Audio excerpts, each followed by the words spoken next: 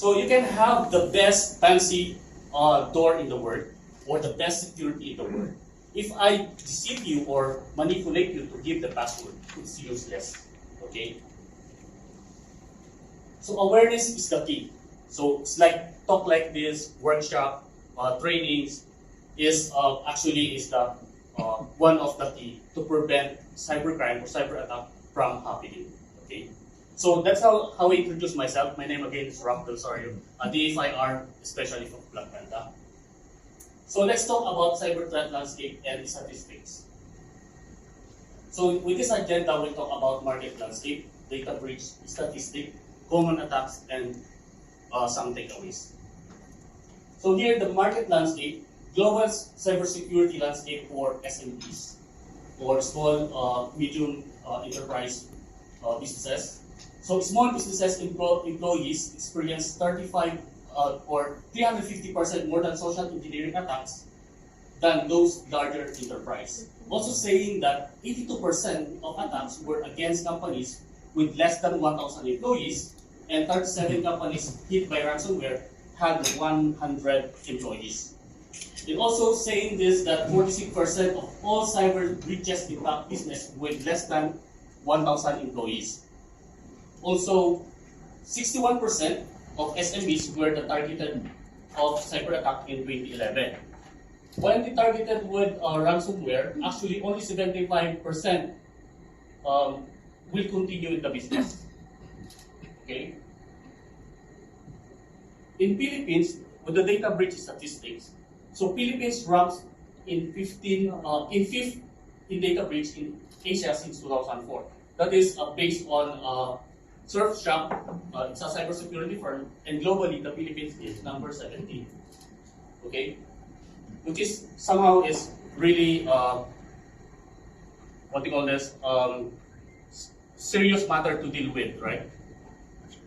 This is the top sectors based on NPC. They are also published this in their website.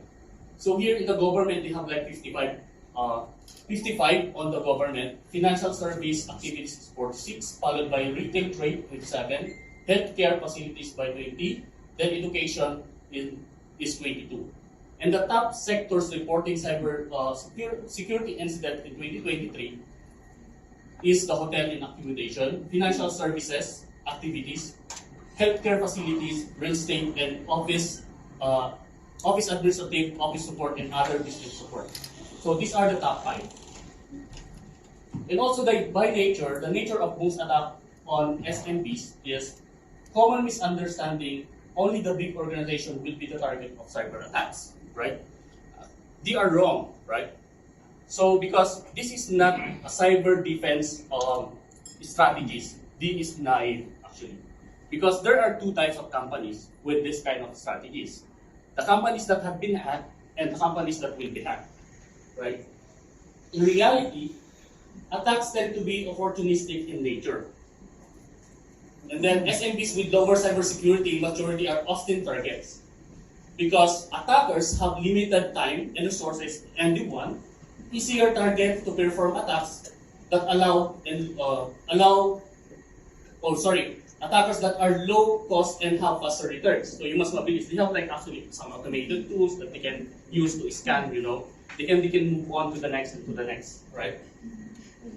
Then they have a cast wide net and focus on those that hit, and also leverage on tools automatically to detect common vulnerabilities to exploit, right? So they cannot focus on just one; they can just keep on going on those targets.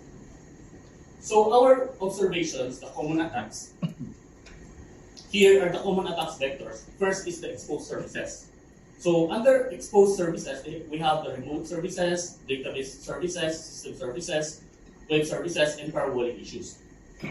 What are the issues why they have been why they are compromising the network? Sometimes firewall does not protect sensitive services, like for example, brute forcing, updated version can be used to gain access, right?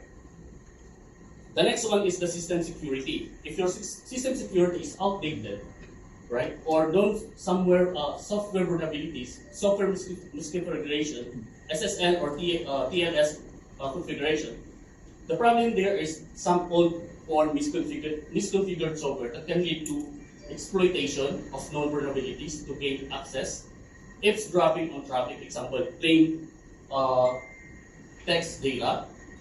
And the next one is the web security, which is contains of web vulnerabilities, web data leaks, web servers, headers, and cookie settings. And these are the website vulnerabilities can lead to remote access, and also like eavesdropping on traffic, which is view plain text data. The next one is the compromised assets. These are the assets that leak email addresses, right? Leak associate password posted for sale. For example, on this one is email breaches, or they can collect, or they can use malware-infected devices to collect the password. So it's similar with some data that have been breached from the Philippines. They can actually use this data to attack the targets. Okay. The last one is DNS configuration, which is a DNS security or email authentication. So protecting the authenticity of a company, like for example, attackers can spoof emails for phishing. So we have actually some top major vulnerabilities based on 4,500 companies in APAC that were using Black Panda ESM, okay, for attack surface monitoring. So ano ba yung attack surface monitoring? So yung ESM, ginagamit namin sila para yung mga companies that subscribe with us, i-scan namin kung anong mga vulnerabilities na nakikita namin from external. Okay? And these are the vulnerabilities top 3 nakita namin. So in the email breaches, there are high risk level because we categorize, we create a risk level on each category by, for example, critical. But critical, you need to resolve it as soon as possible. But for high risk, you have only days or weeks to resolve that vulnerabilities. Pag sinabi naman sa medium risk, that is needs for days or weeks.